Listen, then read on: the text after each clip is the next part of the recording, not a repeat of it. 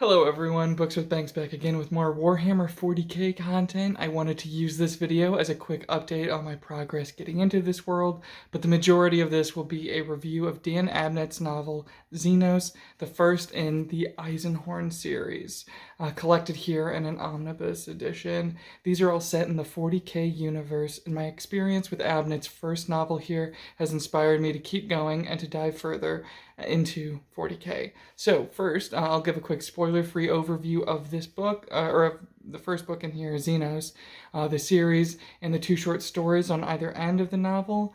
There's 4 shorts scattered throughout this collection of 4 novels. From there, I'll go into a more spoiler-filled discussion of the book, my thoughts and reactions, what worked for me, what didn't. And at the end, I'll speak briefly about my journey going forward from here, the other novels I've picked up, the aspects of gaming I'm more interested in, and I'll give some shout-outs to the YouTube channels and individuals who've been extremely helpful in getting me more and more hooked with their excellent videos about the lore, the hobby, etc. So, XENOS, Book 1 of the Eisenhorn series. What's it about? This novel, and I expect at least most of the series, tells the story of an inquisitor named Gregor Eisenhorn. It's the job of inquisitors working for the big Imperium to find all manner of heresies, cults, and any groups speaking out against the Emperor and or worshipping chaos, aka the main enemy of the Imperium. Worship of them or contact with chaos in any way, shape, or form is heretical.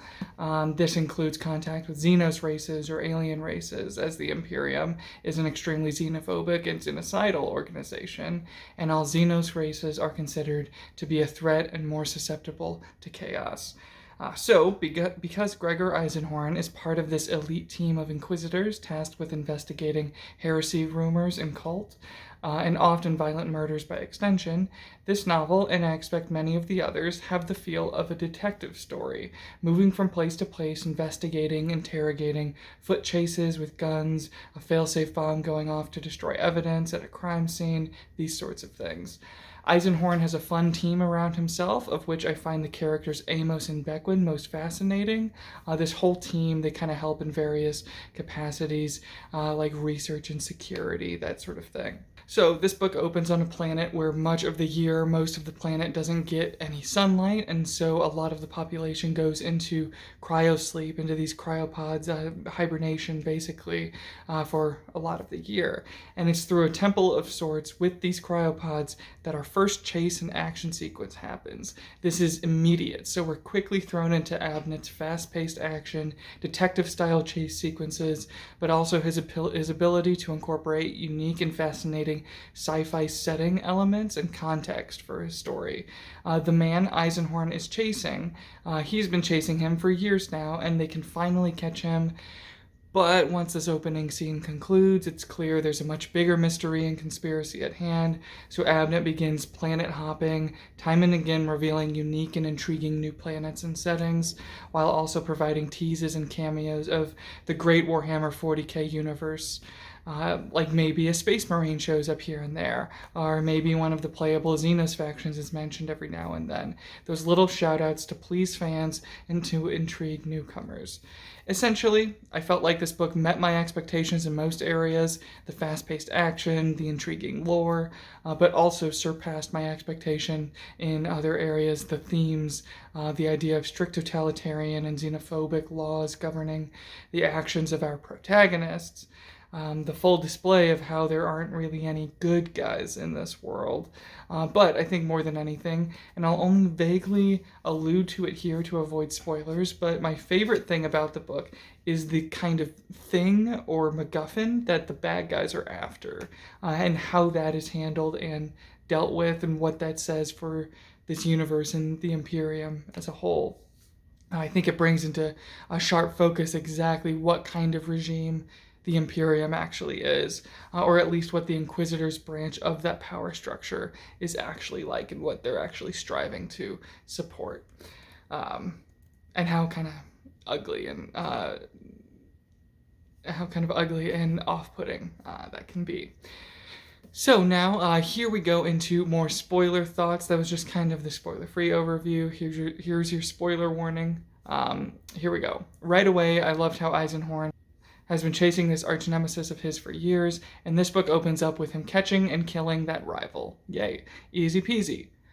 But then, of course, that triggers this much more thorough investigation that reveals a system-wide conspiracy to A, bring a powerful heretic leader of a noble family back to life, and B, communicate with the Xenos race, the Ceruthi, to get a hold of an ancient book of lore, history, religion. It's not exactly clear, but that's kind of the point. I will say that the bit of research I've done into the lore and everything about this universe had me getting really excited to see certain things, like especially when an Emperor's Children or Emperor's Child Space Marine shows up. So I might recommend that others in a similar spot to me also getting into this. I might recommend that if you're reading Xenos as your first book, also branch out while reading to learn more about the broader universe, to then get those exciting moments when details show up in this book, and to get that kind of a rush of excitement when you see that Abnett's incorporating something that you can say, oh, hey, I just learned about that the other day, or I just watched a whole lore video about those guys the other day. I'll also say that the action itself was nothing I particularly cared for. A lot of action, chase sequences, shootouts. It was fine, but just not why I kept reading. I kept reading for all of the fascinating sci-fi inventions that Abnett put in here, like the torture device that attacks Eisenhorn's brain, or the bizarre gas planet with the floating trees, also like the aforementioned cryosleep planet. And then everything with the Ceruthi and the time mind-bendiness of their constructed settings to meet with and exchange materials with the antagonists. So two things here, kind of on those climactic scenes where you have our heretics and bad guys meeting with the Ceruthi. I love that the bad guys of the book aren't actually the Xenos species itself, but actually they're just other heretical humans, because I'm starting to discover that with this universe, even though those who worship chaos, use chaos, or work with chaos in any way, while it seems evil and demonic and horrifying, part of it is always part of those people's efforts to ally with chaos, is almost always some sort of resistance to the oppressive rule of this horrible fascist imperium. Now, of course, those bad guys might have even more devious and wicked ideas for the universe in their alliance with chaos, but you can't say our guys who serve the fascist imperium are the good guys either. So yeah, most, if not all, of the Ceruthi race are wiped out, but it's this awful, gut-wrenching kind of afterthought, matter-of-fact thing. Like, we must catch and defeat the heretics. Who cares if we commit a genocide or xenocide in the process? But I think my favorite thing about this book was that the thing the baddies were after was a book. And the Inquisition's response, for the most part, is that we must destroy this heretical book by all means, no questions asked, no looking at what the book is or what useful information might be in it. And Eisenhorn, our lead, he feels this way as well.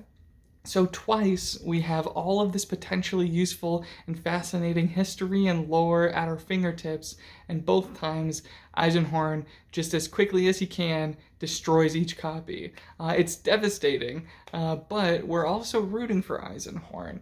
That's one of the coolest tricks that Abnett pulls off, that Eisenhorn holds to such a rigid belief system, and he serves an empire that I think most of us would find horrific and terrible. Yet Abnett makes Eisenhorn somehow charismatic, and I think he does this through constantly showing off all of Eisenhorn's like really hard set convictions, his like really strong work ethic, his cunning, his drive to solve the case, and all these various different skills and knowledge that he has about the universe and what he needs to know to get his job done.